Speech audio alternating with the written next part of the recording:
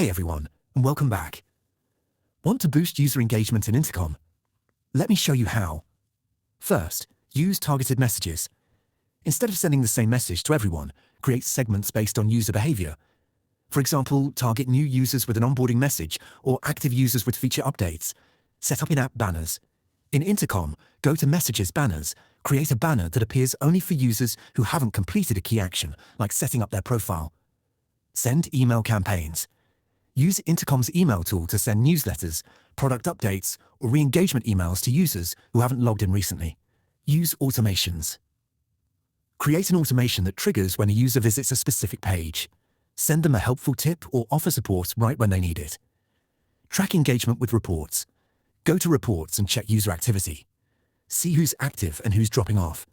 Adjust your messages based on what you find. Use outbound messaging.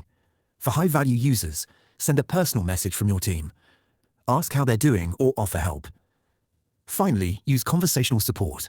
Make sure your team replies quickly. Fast, helpful responses keep users coming back, and that's it.